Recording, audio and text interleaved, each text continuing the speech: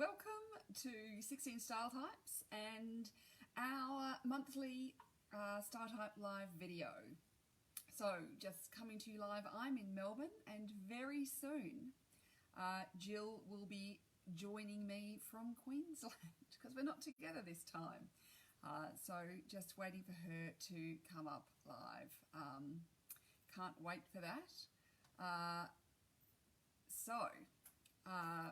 So today we're going to be talking all about the ISFJ style type. All about, some of their queries and concerns, what you can learn from them, what they're like, all those sorts of things. Hi Sue, it's lovely to see you. Now I am going to click on Jill and add her. Any second now, Jill will be here with me, which is exciting. So hope it's all good for you. Hey, here's Jill. Hi, how are you? Fantastic. So we've already asked some questions which we've had on our 16 Style Types page. So we will be chatting about those in a minute as well. And of course, you're always welcome to pop questions into the comments here. Say hello, ask us a question, all those sorts of things. And we will answer them as we go. So yes. So how's it in Queensland today, Jill? Oh, beautiful one day, perfect the next. It's absolutely stunning here. Spring is so unpredictable. We can literally go from, 20 to 33 degrees in the space of 24 hours, but it's perfect today. Yeah, that's good. It's a bit like that here in Melbourne. We had 34 yesterday and they're saying another 30 today, but right now it's raining, so who knows?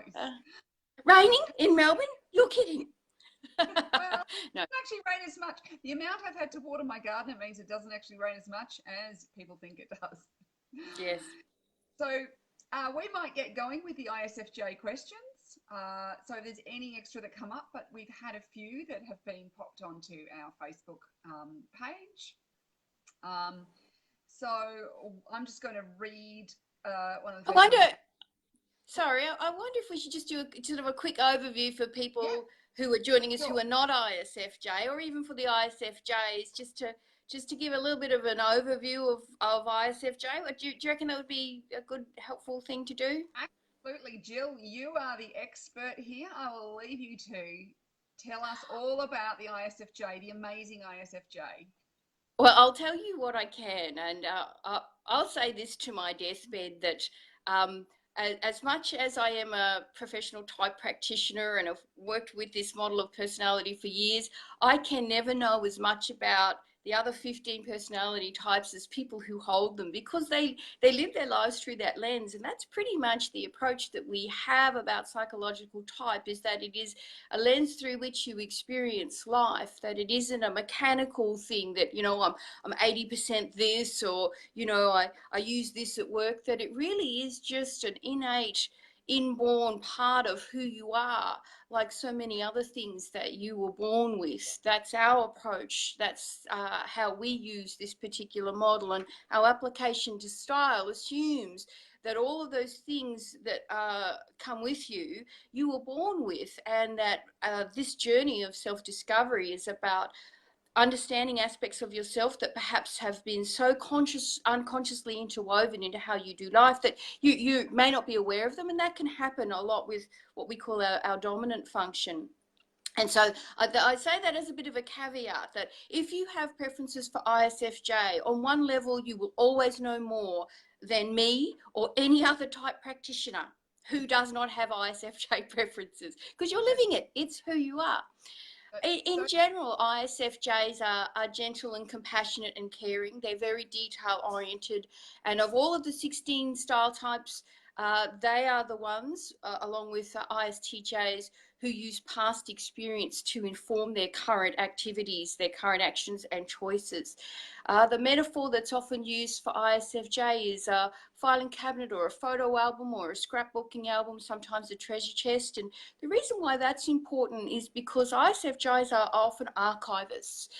They will store information. And what's important about that is that storage system is personal. So it may not be a storage system that anybody else might use. but it's used in a way that retrieval is almost instantaneous. This is why they're often considered to have very good memories. It's because their storage systems are so excellent. They know where they put things. And it's often for ISFJs around people and self. So they can often remember a lot of individual details about friends and family and birthdays and preferences, which is why they're often wonderful gift givers, because they'll remember something that you said 11 months ago about something or other, and then they'll hunt down and find that thing, and you know, before you know it, they're giving it to somebody. So they do tend to be sensitive souls as well. And so when it comes to the style arena, this can be both a gift and something that can trip them up at times, because receiving critical feedback can be so wounding to be immobilizing. And that's very important for those who are supporting ISFJs to recognize that even though they can put on a professional persona, like we all can, they are so incredibly sensitive, and receiving any kind of critical feedback needs to be done with an enormous amount of care, so that they can use it basically, and they're not so wounded by it that it just becomes unuseful to them. We've called them the harmonious stylist and the style friend for a reason. They have a driving need for harmony, mostly in their environment and interactions with other people. So that's where that harmony comes in, and they will find any kind of conflict that's obvious very difficult to handle in general. All of these are generalizations, and if you have preferences for ISFJ, we certainly encourage you to take this information and apply it to yourself and see what's true and what isn't. You know, type cannot explain everything about you, but it can certainly explain a lot of overarching patterns, and can also give you a wonderful language to talk with other people about these things. So that's just a bit of an overview of ISFJ. They're often very interested in style and very creative, but they're not creative in an original way. I think sometimes we think of creativity as always being about original expression, and senses in general don't tend to be original in that regard. That doesn't mean they're not creative, though. They just create in a different way. Yes. So it's interesting because as you're an ESFJ, which is a close cousin of the ISFJ as well, Yes. and the difference is you run on your feeling function first versus an ISFJ runs on their sensing. Mm. And so I think sometimes that maybe ISFJ notice more detail, possibly in some ways, because they are very detail orientated. Yeah. And it's when you also talked about the harmony, I think part of the harmony too is because they want to know where everything is and everything has a place. And Mm. so when their external environment becomes out of control or messy, that's very hard to deal with because everything's not Oh, filed in the way they can't, you know, put their hands on things really quickly. And so they're likely to have very well organized wardrobes, know where yeah. things are, have a system of some sort or other that they've created that's very logical, probably to them That as well. organisation piece is absolutely critical, and for those people who are uncertain about their last letter, certainly for ISFJs, also true for ISTJs, disorganisation and physical environment can be so overwhelming to be crushing, to the point where they cannot think, they cannot function if their Yes. external environment has too much disorganisation to it. But here's what's interesting is that organisation process is personal. Yes, they might use a lot of universal organising ideas, but the way they store individual information will be according to a personal code that's meaningful. And it's also based on retrieval strategies. How do I retrieve information? Because there's no point having a storage system if you can't retrieve the data, right? So that's why how it's set up is so important, because those two functions, storing, retrieving, that's just a constant loop for ISFJs, ISTJs too. Yeah. And I think too, one of the things that's interesting too, and as an SF type who tend to have the more natural ability to, you know, like an aesthetic environment, that they're also probably store their things in beautiful boxes and containers, and like that's also part of the experience. Is that it's not just the, you know, that I can find it fast. Like an ISTJ Mm. might be able to find it fast, but it might not be as beautifully stored in the way that an ISFJ Yeah. is more likely to want that whole environment to have that sort of harmony as well. I would agree with that. ISTJs often have a competence thing going on. Is this the most efficient organisation strategy? Whether it's particularly aesthetically beautiful, could be secondary or tertiary or further down the list. For an ISFJ, the way that it looks and the experience of engaging with that will be very important, and things being beautiful and having a harmonious aesthetic to it will be part of their picture in setting up how they're organised. Yeah, and I think too, when we're thinking about the name ISFJ, the style friend, Yeah. this is very interesting because it really goes to the core of that ISFJ that they are they're often seen as quite an extroverted introvert type because they are quite social and they think a lot about other people. Yeah, Um, exactly. I have a ISFJ close to me who is always like, oh, I just have to check on this person's had a baby. I'll give them a call and make sure I can sleep over Yeah. and can I do something? Maybe I can take the other kids out for a day. Like there's this, Yeah. it's this really caring, friendly, always thinking about that about the people close to them. And I think And this that's is where sorry, no, you go. and I think too this is where their friend comes in too, that they want to be alike. They want to be collegial. They want to be, when they're dressing, their style relates to those around them. And that's where Yeah. part of that name came from. Yeah, the thing about ISFJs being very social is an important one because they can be confused for extroverts in that regard. They have a gentler energy. Certainly, if you were to put a bunch of ESFJs and a bunch of ISFJs, you should be able to tell the difference just looking at them. If it was on mute, you could tell the difference. There'd be an animation and a bounciness and an action that you would see with the ESFJs. But because ISFJs have that extroverted feeling and that sense of interaction with others being incredibly important to their well-being and supporting them and who they are, they can sometimes be confused for extroverts.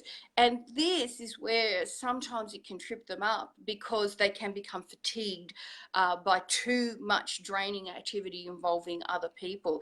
And because they are so caring, because they are compassionate, because they have a need for service and helping other people, they can find themselves having that fatigue lead them into all kinds of places they don't want to go, unhelpful and unhealthy places where they become unwell or just so out of balance. And so that's just something to be aware of if you do have ISFJ preferences. And if you have ISFJs around you, just to be aware of that.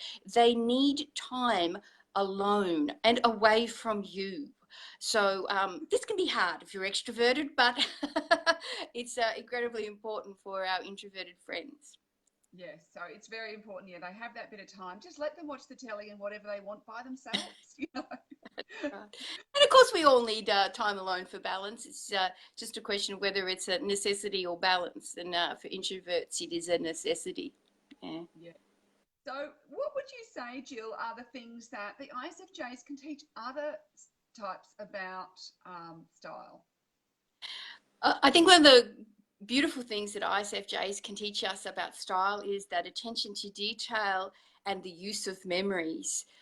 They're two of their strong points when it comes to their style, their detail orientation and getting everything right and making sure pieces coordinate down to levels of minutiae, earrings that, tie in with some element of a handbag, colors coordinating if they're wearing a print found somewhere else, the overall look having a sense of harmony and approachability to it.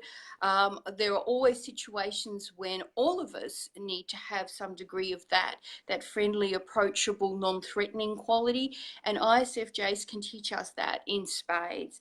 They're wonderful at letting others be the star of the show, and there's also a time for that. Sometimes, all of us, but those of us who are extroverted, we can sometimes be, swiveling with the light, trying to get a bit of spotlight on us when really it's somebody else's turn.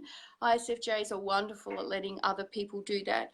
The sense of memories is also good. ISFJs would be the type that I, along with ISTJs, but for slightly different reasons, would benefit most from a style journal and from having a set of style photographs that they can look back on and refer to where they've done things well. This is often an enormous source of useful and trusted information for ISFJs, is where have I done things well in the past, and drawing on that past information to inform current actions, current attitudes, current behaviour. And so that's also something that all of us can draw on, particularly those of us who never want to repeat anything from the past, done that, moving on to the next thing. There can be enormous benefit in having a record of what we have done well, and either a style journal or a set of photographs or a combination of the two are really useful tools that all of us can use. ISFJs quite possibly will be naturally drawn to that kind of activity anyway, but for the rest of us who don't do that, there's certainly a place for that. Yeah. And I think too, having that sort of like, you know, photographic history, that if you do have great outfits, that, you know, we're all have mornings where we've got to get up and get dressed and get out the door and all that sort of stuff really fast, then having that, you know, I can have a flick through and they go like, these are my favorite outfits. It gives you, I don't have to think so hard about what I put together exactly that day. And I think that can be incredibly useful for, and especially when, you know, I know many ISFJs are putting a lot of other people in their lives first all the time, that they often come down the, you know, the pecking order in their own self, that they, because they're, so it's that, but still it's important then that they, you know, that they have that, and it can mean, oh, it's a really fast and easy way of going, oh, I wore that, you know, who knows, it doesn't have to be last week, it could be last month, it could be 3 months ago, you know, or a year ago, but you might go, I love that outfit, I looked great in it, felt good, you know, there's something I can easily repeat. Another useful, another useful application for photographs is as a source of feedback to improve the way that you look. And this can be very helpful. ISFJs will value the input of other people, but they will also trust their own opinion when they look at an image of themselves. And because that can be done in a private setting, it can be a way of going through and assessing how an outfit is looking and determining what it is they don't like and don't want to reproduce in other outfits. And they can do that in a way that doesn't give them harsh feedback or feedback that's coming from an external source that they then need to deal with or moderate or have to cope with in some way, even if that feedback was well intentioned. So that can also be another useful tool for ISFJs, is to use photographs as critique, but it's self-critique. And of course, looking in a mirror and looking at a photograph, you would think they're almost indivisible as activities, but they're not. They are so very, well, you know this more than me, how valuable it is to look at a photograph of yourself. And in fact, what could be very useful is if you have a range of photos and you line them up side by side, you'll suddenly start seeing that just is much better than that one. So that's also a really useful piece of feedback, that you don't have to be, you know, it's not other people's critique, it's your own ability to gently look at yourself. And another useful thing for ISFJs, all sensing types, but ISFJs will find this useful as well, is you can start to see the themes. Ss will often get to the themes by building on the details. So they put the details together and they compose a thematic picture for themselves. And that's how they get to the big picture often, is by putting the details together, unlike intuitives who just somehow know, which is amazing, and it sort of seems like some form of trickery to those of us who are sensing, like, how are you doing this? How can you connect those things? And this can also be useful for ISFJs, is to start to see the themes by putting those details together, by doing an outfit diary for, say, a month, or, you know, I'm going to do it 3 times a week for 6 weeks, or whatever it is, on a consistent basis. Then looking at those photographs and saying, what are the themes I'm seeing? What is working? What is not working? And those thematic qualities can then be used to inform style choices. What do I want to continue doing? What do I want to stop doing? What do I want to start doing? So that's also another useful tool for photographs. And a style journal. Style journal is incredibly important because that's a place you can capture feelings. It's a place where you can say, I really liked this, I really didn't like this. And sometimes there's no logic to it. Something should work, on paper, it's the right color, the right card, it's got the right contrast, color value, or, you know, all of that, but somehow it just doesn't feel right. And a style journal is a wonderful place to capture that kind of information. And then that can be part of that storage component that ISFJs are so good at. And it can be a way to give yourself permission to let things go that just don't feel right. Yeah.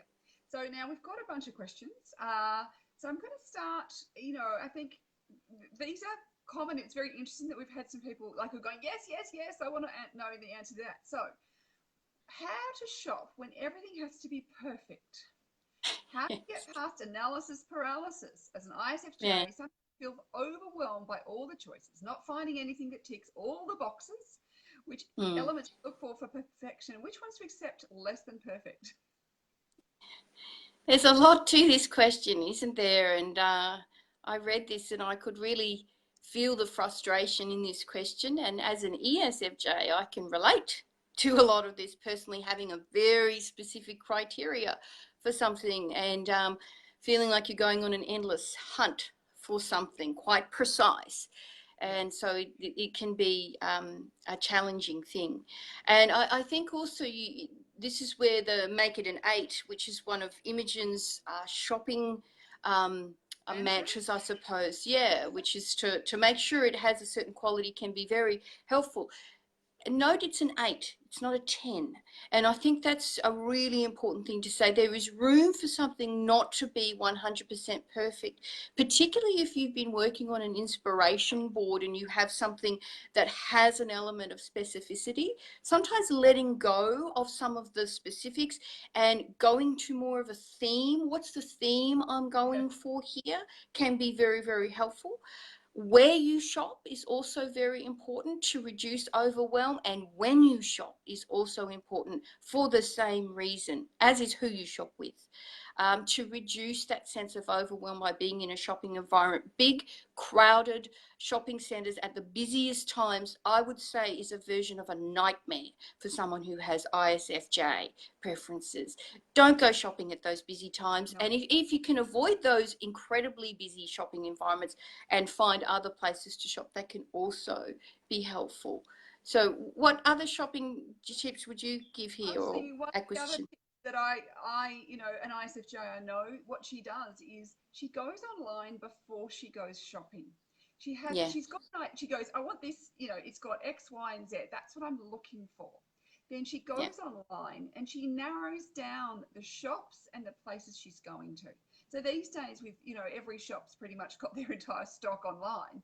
You can at least go look at what might be possible.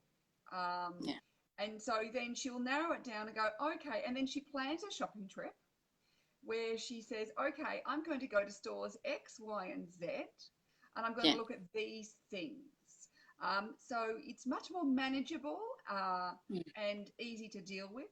And then it's, and so it's knowing that I've already kind of made a pre-decision. I'm going to look at those things. And then, yes, it's having the right criteria.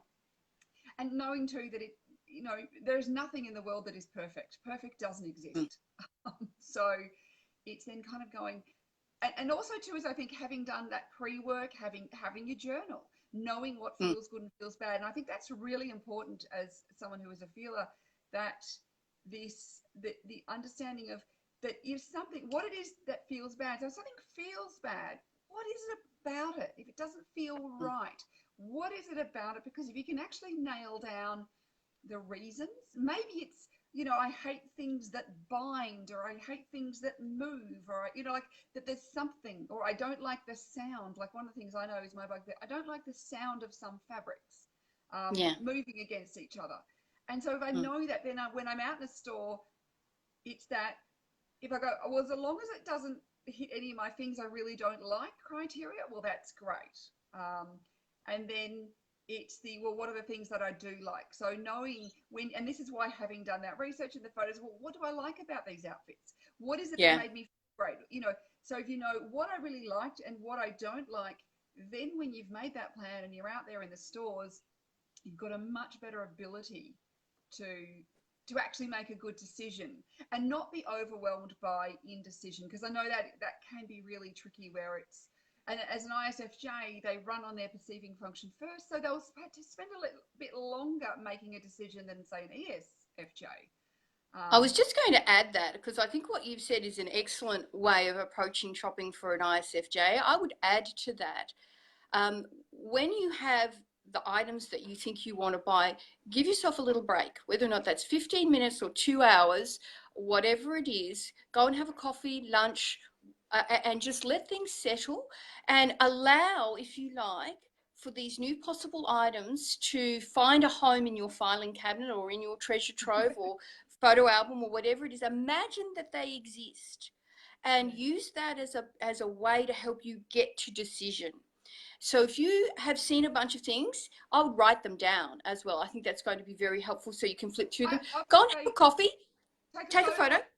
Like when you're in the change room with them on, take a photo of yourself in the mirror. As well. Like, because then you've got a record. You can go away, you can have a look, you can make a what I would add to that is give yourself a time limit. So don't say I'm going to let this sit for however long, which sounds a little bit silly because SJs are often very aware of time. But I would time box that activity and say, okay, I'm going to give myself 2 hours or 3 hours or whatever it is. If it's, somewhere where you can stay in the shopping environment and just let things settle for a moment. And then when that time period is up, then make a decision.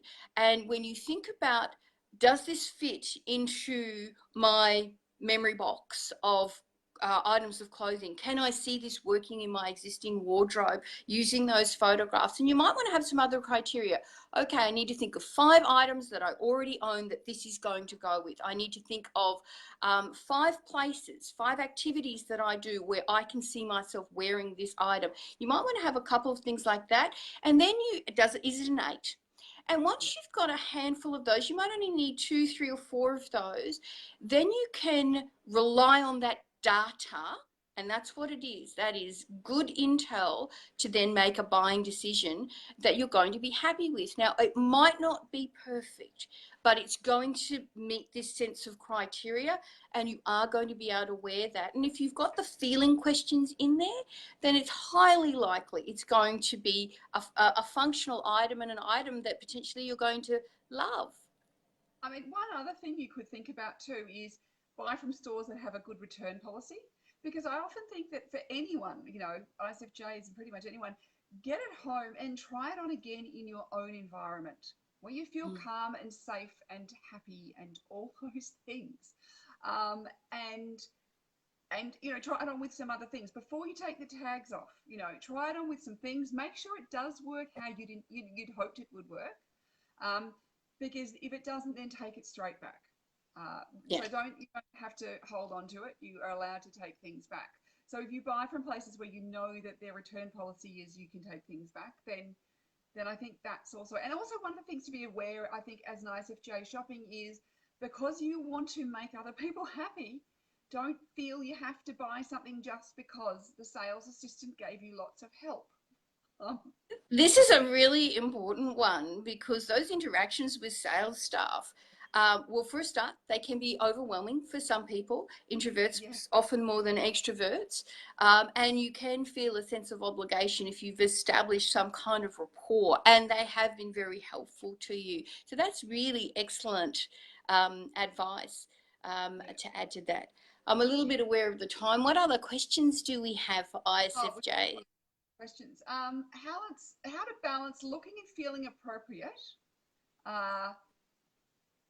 when your personal aesthetic might be, like it's that kind of, people give me compliments when I dress in a more dramatic style, but then I feel uncomfortable when I'm having attention on me. I think the ISFJ has a particular, because appropriateness is really important, that particular wish for appropriateness. But then I'm getting all these compliments, and that, there's a comfort, uncomfort sometimes with compliments. I think in particular for the ISFJ. To some degree or another, all of the introverted types have some version of not wanting to have attention drawn to them for the wrong reasons, and those reasons that are wrong are different. for each of the introverted types. I mean, for extroverted types, this is a gross generalization, but it's a bit like sort of any PR is good PR, any attention is good, you know, any interaction, you know, there's, even if it's negative, there's the potential to turn it around and persuade or hear another point of view. Introverts tend to guard those sorts of interactions in a different kind of way so they can manage them and have them be a positive experience. So the balance point, I would say, for an ISFJ who's saying, I am getting positive attention when I dress in a particular way, but it's making me self-conscious, I would actually see that as a seesaw. And that is a personal decision to say, which of those is balancing the other one out? Is my self-consciousness of such a degree and so uncomfortable that the compliments that I'm getting are not worth it, or are not as important because this feeling of self-consciousness is so great and so uncomfortable. For some ISFJs, they can actually find too much unwarranted attention from sources they do not know to be anxiety producing. It can actually be not good for them. That's very, very personal. And I would say each person with ISFJ preferences needs to determine that for themselves, because it's not any attention that's bad. It's the source of that attention, what environment that it's coming from, and often how well they know or trust the source of the attention giver. So attention from strangers can often be the thing that's difficult to handle. So if you're dressed in a very dramatic fashion that's gathering a lot of those sorts of attention and comments from other people, it's just a question to ask yourself, is how is this feeding into my overall sense of well-being? And are, you know, are those compliments actually making me feel worse on some level? And I think too, particularly for ISFJs who might feel, oh, it's a bit overwhelming, is instead of just going, I'm going to go whole hog one way, maybe I'm just going to add small elements. So rather than going too far away in this, you know, like in this way, go, well, rather than doing lots and lots of the dramatic, maybe I'll just add a little bit of dramatic. So then it's a little bit more comfortable. It's not quite so out there. And I think one of the other comments, one of the other questions you've had a bit about is, how do I don't like salespeople attention. Like a lot of them go, I just want to be left alone. I'm like, I want to go into that boutique, but I know that, you know, they're probably just going to want to talk to me, and that's really uncomfortable. And so I was just thinking about how would you do that? And I think that in many ways, one of the best things, it's a bit like when I started dating again after I got divorced, is I had to find a nice way to let people down. So you almost need to, you know, create your own, you know, it's like that, you know, it was lovely meeting you, but I can't see this going any further. That was my kind of how to let someone, you know. It's been lovely being in your store, but I just can't stand being here. Yeah. So it could be that when you walk into a store, when the, hi, how are you? Can I help you? Go, you know, I'm just having a look today. I'm just having a quick look. I just wanted to know what's out, you know, like, and I'll let you know if I'd like any help. And so sometimes just giving that piece of quite specific information to the store person will go, okay, they've said they'll let me know. But I like that. I think that's really good. And I think what's important about that is for an ISFJ to be able to do that in a way that doesn't seem rude. yes. The other suggestion I would say is go shopping with somebody else who's more aggressive than you are, to you know, pretend you're a celebrity and you know you need a bodyguard, somebody who can run a bit of interference if you think you're going to be overwhelmed. Julia just posted a comment about does this also apply to INFJ? INFJ a little bit different to ISFJs. INFJs also, just briefly, we're going to discuss INFJ in a couple more Facebook Lives, but just briefly, INFJs often have a driving need for uniqueness. So one of the things that can be a negative for them is when they're noticed because they look like other people, when they're dressed in a similar fashion, because they have this need for uniqueness. INFJs are intuitive dominant, and they're all about ideas. And so being dressed in a way that would in any way indicate they are the same as anybody else can often be the thing that's most negative for them. That's just in brief and in general. So, yeah. So I was just thinking that, you know, we've kind of hit our time for this ISFJ chat, but what we're going to do is just log off, then log back on again and answer any style type question.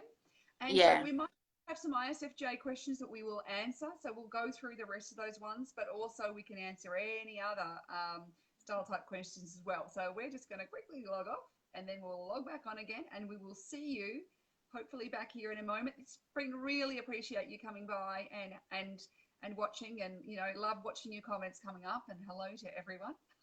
Yeah. So we're just going to finish this now, and then we're going to start again in about 1 minute. Excellent.